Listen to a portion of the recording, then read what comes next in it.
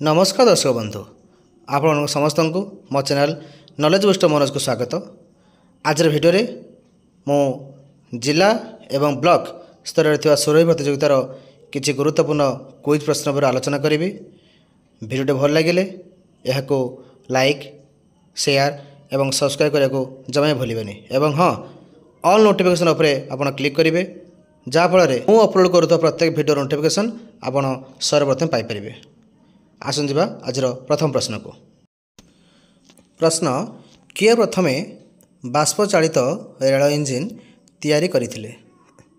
यार सठिक उत्तर होची जॉर्ज स्टीफेनसन। जॉर्ज स्टीफेनसन। प्रश्न पलासी युद्ध केउ नदी कूल होइथिला? पलासी युद्ध केउ नदी कूल होइथिला? यार सठिक उत्तर होची पश्चिमबंगर भागीरथी नदी कूल। परवर्ती प्रश्न डच माने केउं देशर अधिवासी थिले? डच माने केउं देशर अधिवासी थिले? यार सठिक उत्तर होची हॉलैंड देशर। हॉलैंड देशर अधिवासी थिले। परवर्ती प्रश्न भारत को किए जलपथ आविष्कार करथिले? भारत को जलपथ आविष्कार किए करथिले? यार सठिक उत्तर होची भास्को दा गामा। भास्को दा गामा भारत को जलपथ आविष्कार करथिले। प्रश्न अफीम युद्ध केबे होइथिला? अफीम युद्ध केबे होइथिला? यार सठिक उत्तर होची 1839 मसीह। 1839 मसीहा। प्रश्न नेल्सन मंडेला केउं देशर महानेता थिले? नेल्सन मंडेला केउं देशर महानेता थिले? यार सठिक उत्तर होची दक्षिण आफ्रिका देश रे। परवर्ती प्रश्न प्रथम विश्वयुद्ध केबे होइथिला? प्रथम विश्वयुद्ध केबे होइथिला? यार सठिक उत्तर होची 1914 मसीह। 1914 मसीह प्रथम विश्वयुद्ध आरंभ होइथिला। परवर्ती प्रश्न द्वितीय विश्वयुद्ध केबे होइथिला? द्वितीय विश्वयुद्ध केबे होइथिला? यार सठिक उत्तर होची 1939 मसीह। परवर्ती प्रश्न एबे देखिबा इरम गोलीकांड केबे होइथिला? इरम गोलीकांड केबे होइथिला? यार सठिक उत्तर होची 1942 मसीहा सेप्टेम्बर 28 तारिख रे होइथिला इरम गोलीकांड। प्रश्न एक समतल अवस्था 5टी सरल रेखा परस्पर को केतोटी बिंदु रे छेद करिवे? यार सठिक उत्तर होची 10टी। यार गोटे फर्मुला अछि n × n-1/2 तो 5 × 4/2 = 10। परवर्ती प्रश्न गणित रे मोट केतोटी अंक अछि? गणित रे मोट केतोटी अंक अछि? सठिक उत्तर होची 10टी। उद्भिद खाद्य प्रस्तुति बेले केउं गैस ग्रहण करिथाए? खाद्य प्रस्तुति बेले उद्भिद अंगारकाम्ल गैस ग्रहण करिथाए।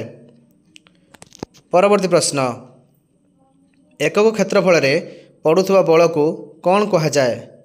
यार सठिक उत्तर होची चाप बा प्रेशर कहा जाए। एबे देखिबा परवर्ती प्रश्न साधारण रक्तचापर परास केते? साधारण रक्तचापर परास बा रेंज केते? यार सठिक उत्तर होची 120/80 मिलीमीटर बाई पारद। प्रश्न ओडंता थालिया प्रबंधर रचयिता किए? ओडंता थालिया प्रबंधर रचयिता किए? यार सठिक उत्तर होची डॉक्टर गोकुलानंद महापात्र।